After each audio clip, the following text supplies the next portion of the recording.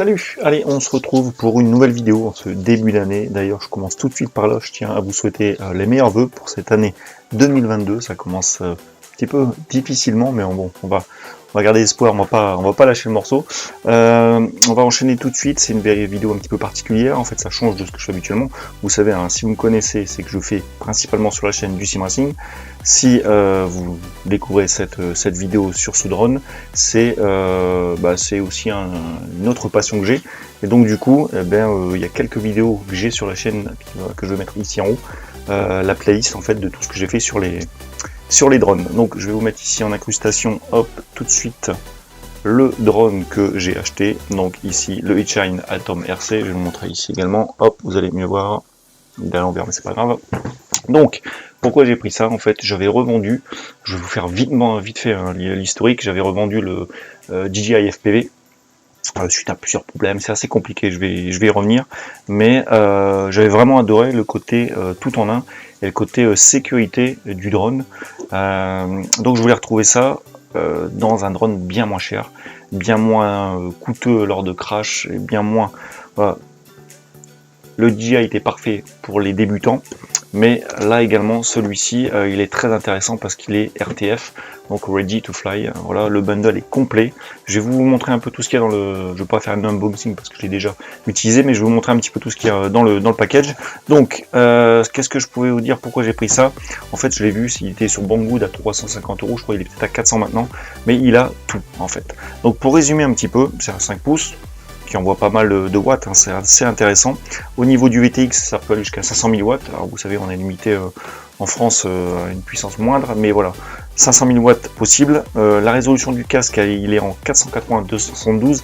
Je vous cache pas que c'est de l'analogique, c'est pas top, hein, on va pas se le cacher, mais c'est suffisant. Donc le package, il est là, donc je vais pas vous montrer, il n'y a rien d'exceptionnel. Ensuite, ici, on a le chargeur, je vous montre là, hop, vous le verrez mieux ici. Le petit chargeur. Donc le chargeur, qu'est-ce qu'il y a de bien? C'est qu'en fait, il y a les prises d'équilibrage ici. Hop, voilà. Et ce qui est bien, c'est qu'en fait, ça permet de charger directement. C'est inclus dedans, il n'y a pas besoin d'acheter quoi que ce soit. C'est ce que je voulais. Donc vous appuyez juste une fois dessus, ça charge, ça commence à clignoter vert. Et dès que c'est fixe, c'est que c'est chargé. Donc bien évidemment, si ça me plaît, et c'est le cas, je vais certainement prendre un autre chargeur beaucoup plus adapté pour différents types de batteries, pour différentes puissances, pour en charger deux en même temps. Bref, donc en tout cas, il y a ce chargeur qui est livré avec. Ensuite, nous avons, on va passer au casque. Hop, le casque ici, vous le voyez également. Donc là, il est déjà monté avec la petite, hop, ici, vous voyez, ça c'est à coller, tout ça c'est à coller, hein, rien d'exceptionnel, c'est très simple. Hop, donc c'est le Hitchine avec les deux petites antennes ici. Voilà, les menus ici qu'on peut régler. Voilà, validation ici, les bandes, enfin bref, ici l'enregistrement avec l'emplacement ici de la carte. Hop, SD, je sais pas si vous allez la voir, voilà, ici.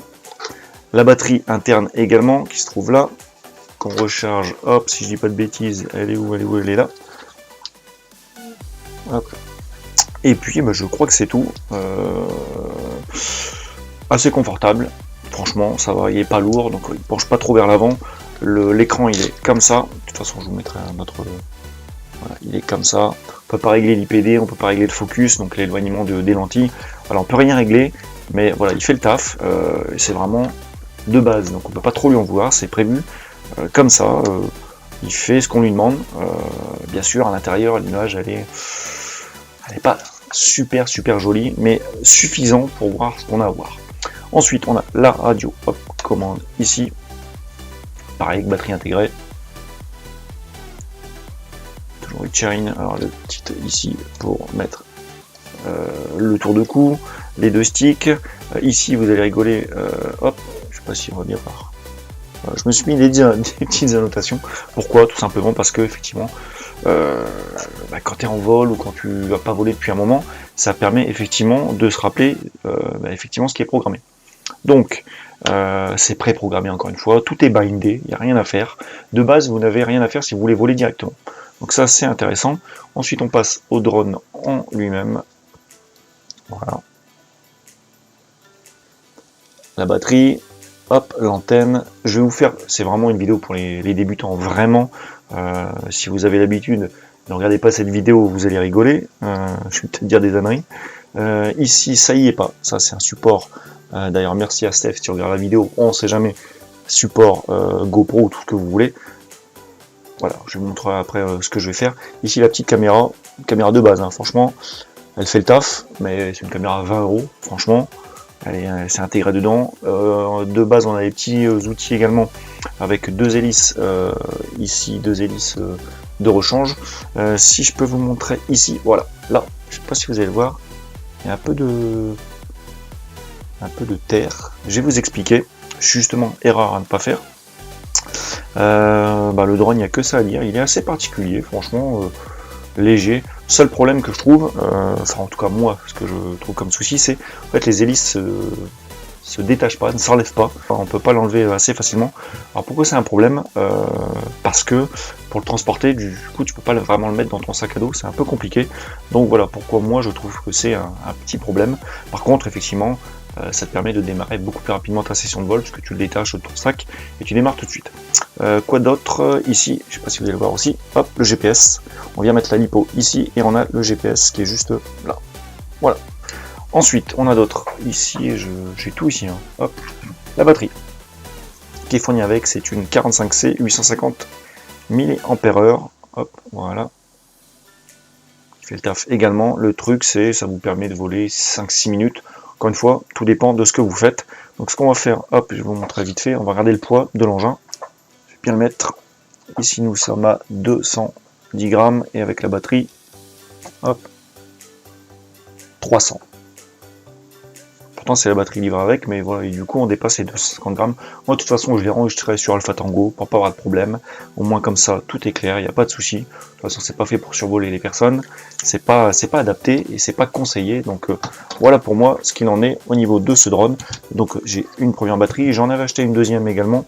Cette fois-ci, c'est la marque Ovonic. Donc, forcément, un peu plus lourde. Forcément, qui vole plus longtemps. Qui a un peu plus de patates, mais forcément avec le poids, c'est... Voilà, en fait, faut voir entre voler longtemps, mais avec une batterie plus lourde, voilà ça. Plus c'est gros, plus tu as d'autonomie, en tout cas de puissance, de temps de vol, mais plus c'est lourd, et du coup, plus ça impacte aussi ton temps de vol. C'est un peu particulier, mais tout est lié. Donc voilà, en gros. Alors, la chose que je voulais vous dire, à faire très attention, parce que c'est important, il faut aller dans le logiciel. Ah, petite chose aussi que j'ai oublié de vous dire, cette télécommande est bien évidemment, donc comme je l'ai dit, il n'y a pas de batterie, on peut la mettre en USB-C. Encore une fois, ça c'est un bon point USB-C, ça permet directement de ne pas changer de... Enfin, c'est une connectique au goût du jour, ça permet de l'utiliser sur le simulateur. Je vous mettrai vite fait quelques petites images sur Simu, ça marche vraiment très bien, il n'y a aucun souci, je me suis entraîné avec, donc ça permet de se faire la main, au moins comme ça, pendant les période où il fait un peu mauvais, ça permet de garder la main et d'essayer d'autres choses.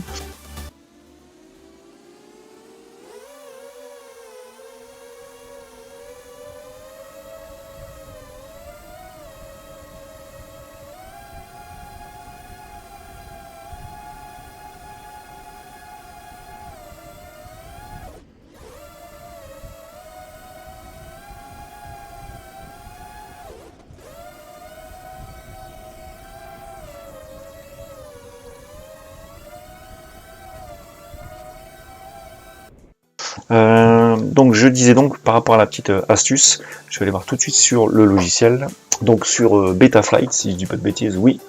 Betaflight, c'est un peu la configuration de votre drone. Donc, je répète, vous n'avez pas forcément besoin de le mettre pour l'utiliser, mais il y a plusieurs choses. Moi j'ai voulu vérifier parce que comme il y a un GPS, normalement on peut utiliser un RTH, Retour to Home, donc retour à la maison pour ceux qui ne sont pas habitués du langage un peu technique.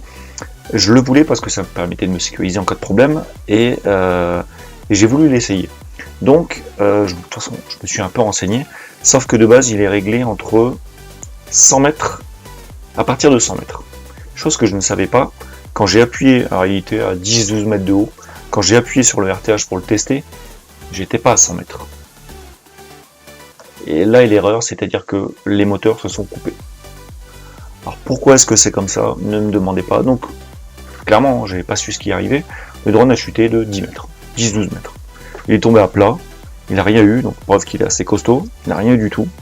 Mais voilà, donc je trouve ça complètement aberrant. Bien sûr, vous allez me dire, le RTH, faut pas y compter dessus, le GPS il sert à te localiser, mais en tout cas, ne faites pas cette erreur, il est réglé à partir de 100 mètres de base, donc ne déclenchez surtout pas le RTH si vous n'êtes pas à 100 mètres. Parce que j'ai voulu le tester forcément proche de moi, et c'est là où je me suis fait peur. Bref. Donc ensuite, qu'est-ce que je pouvais vous dire au niveau des réglages donc, de Betaflight, c'est aussi important, c'est l'OSD. L'OSD, c'est l'affichage, des indications que vous allez avoir dans vos lunettes. Donc ce qui permet d'avoir le temps de vol, d'avoir la direction de votre drone, d'avoir la petite flèche qui vous permet de savoir où se trouve le point de décollage. Voilà, c'est toutes ces indications, l'altitude, la distance, voilà, qui vous permet justement de voler.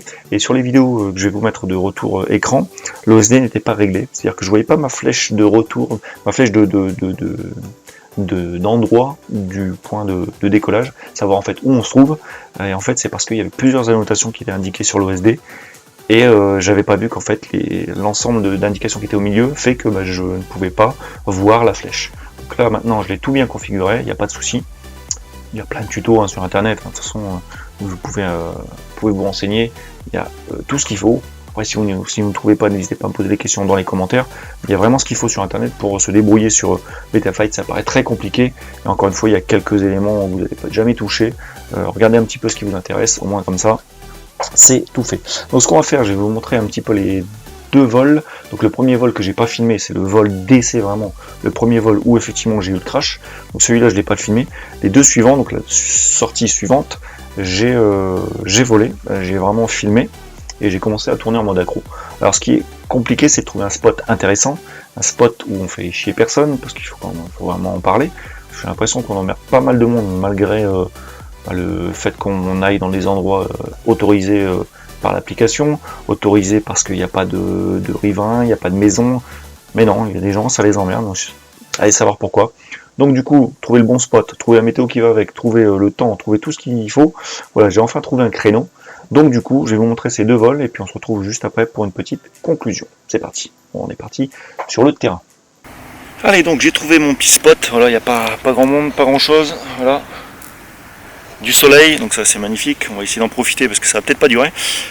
Donc la télécommande forcément que j'ai mis en route en premier, donc surtout si elle bip, c'est que vous n'avez pas mis les sticks des gaz au minimum, voilà, ça c'est une chose.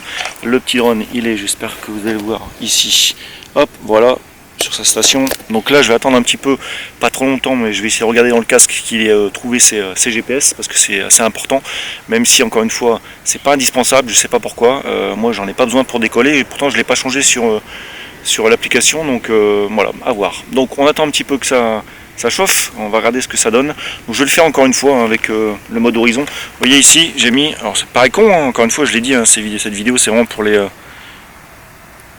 les débutants. J'ai mis, je sais pas si on le voit bien, des petites annotations pour me rappeler en fait les sticks à quoi ils servent, tout simplement. J'espère que vous le verrez. Bref, donc ça paraît con, mais quand tu es dans la panique ou que tu sais plus trop où tu en es, et ben ça permet quand même de savoir un peu ce que ça donne. Donc je vais décoller sans masque, et puis bien évidemment après on va essayer de se mettre dans les lunettes pour voir un petit peu ce que ça donne, même si encore une fois c'est pas mon première expérience en FPV, mais voilà. Au moins vous avez un peu toutes les données. C'est parti, je vais essayer d'enregistrer le vol et on va voir avec la piètre qualité du retour ce que ça donne. On continue, on se retrouve après en espérant que ça se passe bien. Allez, donc c'est parti pour le décollage. Alors je vais vous expliquer avec les annotations sur l'OSD. Donc on retrouve ici la distance du point de décollage, en dessous l'altitude du drone, en dessous, juste en bas, le temps d'allumage du drone. Ensuite au milieu, ça c'est l'ensemble, comme j'expliquais au préalable avant la vidéo, c'est l'ensemble de toutes les notations qui sont regroupées. C'est pour ça qu'on voit pas ma flèche en fait de direction. Ensuite en bas le mode du drone, donc on est en stabilisé, le nombre de GPS, oui, on est à 12, et à droite la tension de batterie de cellule et la tension max de batterie 15 volts 4 pour l'instant, complète de la batterie. Donc voilà en gros les annotations. Donc ne faites pas attention à la déformation de l'image pour l'instant, ça c'est pas important, c'est le retour vidéo que je vois dans le casque. Donc vous voyez là on est en stabilisé, rien de bien compliqué. Je prends mes marques, on essaye de voir un peu la réactivité, c'est vraiment ce qu'il faut faire, hein, voir la réactivité du drone, voir un peu comment il se déplace dans les airs pour pallier à tout problème justement. Mais en stabilisé, encore une fois, on ne gère vraiment que les gaz. C'est vraiment là où il faut faire attention de pas trop descendre. Donc toujours avoir un œil sur l'altitude pour voir un peu si on est pas trop bas. Vous voyez, donc là le spot il est assez tranquille.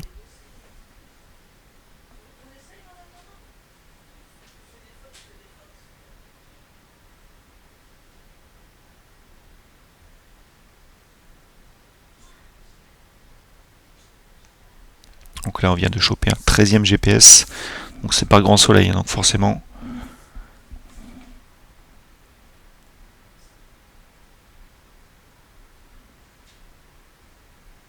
Voilà, sur le retour que vous avez, il n'y a rien d'exceptionnel. Vous voyez, il n'y a pas de glitch, il n'y a rien du tout. Quelques petites lignes de temps en temps, mais en même temps, je suis vraiment pas loin. Je suis à très peu de distance de mon point de décollage. Sur les prochaines vidéos, je remettrai le retour vidéo, mais cette fois-ci avec les vraies annotations. Parce que là, effectivement, c'est un peu plus compliqué. Là, vous voyez, on est passé en mode R. Donc je suis passé en full accro. Et voilà, je commence tout de suite avec ce que j'avais déjà fait avec le DJI FPV. Et là, on me prévient low batterie. En fait, dès qu'on commence à tirer dedans, forcément. Donc là, ça fait 3 minutes 20 de vol. Je suis repassé en stab. Et je crois que je vais atterrir. En fait, je vais pas prendre de risques. Alors malgré le contre-jour, enfin malgré le plein soleil, on arrive quand même largement à distinguer. Là, on voit pas très bien. En fait, j'ai mal incliné ma caméra, la caméra de retour du drone sur la suivante. Je vais la baisser. Donc, ce que je vais faire, je pense que je vais atterrir cette fois-ci. Et on va passer, à mon avis, au deuxième vol. Allez, donc deuxième vol, c'est parti, toujours pareil, en stabilisé, les 13 GPS, on est à 4,01, donc là c'est l'autre batterie en fait, la non officielle entre guillemets. Donc je vais assez rapidement passer en mode accro il me semble, ou alors je teste la distance, on va regarder. Après c'est une question d'habitude, hein, l'analogique de ce que j'ai lu. Il faut essayer de trouver effectivement le point où on perd le signal. Donc là je suis en mode accro, vous voyez, on prend des virages bien plus coulés, bien plus précis. Là, ce qu'on n'a pas non plus, c'est le. Moi, je l'ai dans le masque, là, on le voit pas. Ah, et voilà. Petite pirouette. Ce qu'on n'a pas, c'est le mode de réception des antennes du casque. Et moi, je les ai en haut à droite.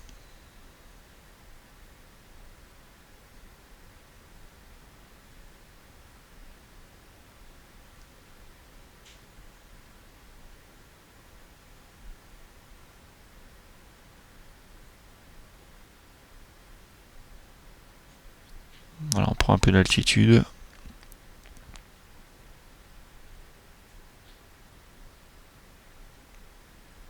Par contre, là, il y a un souci avec le point d'altitude. Je suis à 110 mètres, c'est pas le cas. Je suis carrément plus bas. C'est peut-être mal initialisé ou alors c'est un problème, je sais pas. Il faut que je regarde. De toute façon, c'est que mon deuxième ou troisième vol. Toujours en mode accro.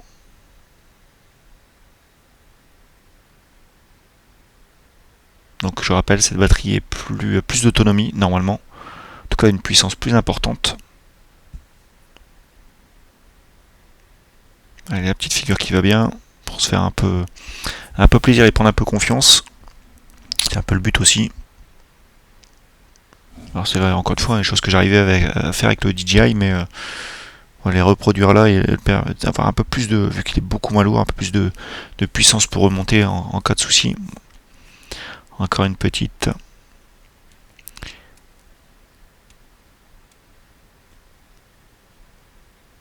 Ouais, tout ça, c'est l'avantage, on le fait avec le simulateur. Faut vraiment le faire de toute façon pour vraiment appréhender les sticks.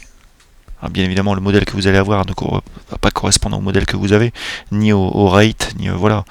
Mais au moins, ça vous donne au moins les manips à faire pour faire toutes ces petites figures. Et il y a 2 ou 3 simulateurs sur PC, donc ça permet quand même d'avoir pas mal de choix. 3,6 au niveau des cellules. De ce qu'on m'a dit, il ne faut pas descendre en dessous de 3,4. Donc j'essaie vraiment de respecter ça. Ça fait 3 minutes que je vole.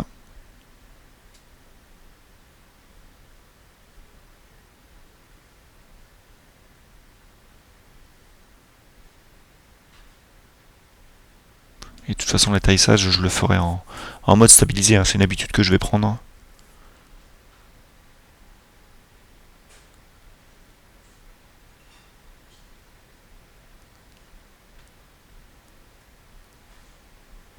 Voilà, je crois qu'après je vais atterrir tranquillement. On va passer, voilà, je suis passé en stabilisé. Bon, on retrouve les traits GPS, hein, comme tout à l'heure. Donc le GPS est vraiment assez performant. Pas de souci là-dessus. On va se laisser là-dessus. On va passer à la petite conclusion une fois que j'aurai atterri. Bon, et bien terminé. Voilà, les deux batteries sont terminées. Hop, celle-ci qui est fournie avec la Shine 850 et une autre que j'ai commandé. Hop, je sais même plus ce que c'est comme marque. Je la mets comme ça parce qu'en fait sinon j'ai dû mettre un adaptateur XT60, XT30. C'est un petit peu compliqué. C'est cette marque là, Ovonic, qu'on trouve sur Amazon je crois, donc franchement pas déçu. Ça oscille entre 5-6 minutes, ça dépend ce que vous faites avec bien évidemment. Vous avez vu sur la vidéo, j'ai réussi à faire quelques figures. Alors énormément d'appréhension, je vous le cache pas. Même là sur l'atterrissage ça a été un petit peu laborieux parce que tu sais plus où t'es. Je préfère pour l'instant atterrir en mode stabilisé avec le à vue entre guillemets, sans le masque. Donc non franchement je suis content de ces deux vols, rassuré sur ce que j'ai volé aussi comme vous l'avez vu en réel FPV, donc avec le masque plus total contrôle sur les sticks. Donc ça fait vraiment plaisir, franchement ça change. Et puis c'est vrai que par rapport au DJI FPV, comment dirais-je, on a moins la crainte de le cracher. Alors c'est paradoxal, mais en fait on voit beaucoup moins dans les lunettes là, je vous cache rien, hein, c'est pas nouveau, mais le fait est que ouais, je trouve qu'il y a plus de peps, donc forcément tu peux remonter plus vite, puis ouais, t'as moins peur de le cracher quoi. Enfin ça c'est 300 balles, le DJI FPV, voilà, alors c'est sûr que c'est plus sécurisant, mais bon voilà, je vous donne à chaud mon deuxième vol et on verra ce qu'on pourra faire par la suite. Je sais pas si je ferai plusieurs vidéos, en tout cas là c'était le deuxième test réussi entre guillemets, et puis voilà. Allez, on continue. Voilà, on se retrouve, vous voyez, après les deux vols, donc après la démonstration, les essais sur le terrain. Donc c'était, c'est pas ma première fois en FPV, je me répète, mais c'était la première fois avec un retour vidéo assez limite. Enfin, passer du numérique avec le DJI FPV, arriver à l'analogique avec une résolution si faible, croyez-moi, ça fait drôle et ça rassure pas. Donc le fait que ce drone soit moins cher que le DJI FPV et également plus léger, avoir un peu plus de patates en cas de souci, c'est intéressant. Donc voilà ce que je pouvais vous en dire. Prochaine étape, comme je vous l'ai montré, c'était ça. Donc sur les prochaines vidéos, je vais continuer à vous montrer mon évolution, et puis je vais y raccrocher cette Insta360X2. Donc franchement très légère, donc là je vais pas mettre avec le socle hein, forcément, je vais mettre que la caméra. Voilà, toute petite, ça doit être entre 25 et 30 minutes d'autonomie, largement suffisant pour ce que je fais. En plus c'est stabilisé, donc c'est vraiment l'idéal. Je pense que ça va faire des plans intéressants, donc je vous montrerai tout ce combo pour effectivement vous donner le rendu, et puis ça viendra en complément du drone qui va arriver début janvier. Donc à l'heure où vous voyez la vidéo ou à l'heure où je la publie, peut-être que c'est déjà arrivé, je ne saurais même pas vous dire, peut-être que je l'ai reçu, peut-être qu'il est là, enfin, en tout cas à l'heure où j'ai la vidéo là il n'y est pas, mais je l'aurais peut-être reçu. Donc c'est le nouveau Nano de chez Autel, donc voilà, je l'ai précommandé. Ça va remplacer le DJI Mini 2 que j'avais, que j'ai pas gardé longtemps d'ailleurs, pour plusieurs raisons. Bref, je ne vais pas rentrer dedans, donc n'hésitez pas. Si vous voulez voir les vidéos de démonstration, de déballage, de test de ce nouveau drone de chez Autel, et ben, n'hésitez pas à vous abonner. N'hésitez pas à liker, me donner votre ressenti sur les vidéos, les commentaires. Enfin, en fait, si vous êtes passé par là, tous vos ressentis par rapport au drone FPV. Et puis, bah, nous on se dit à une prochaine, bonne journée, tchuss.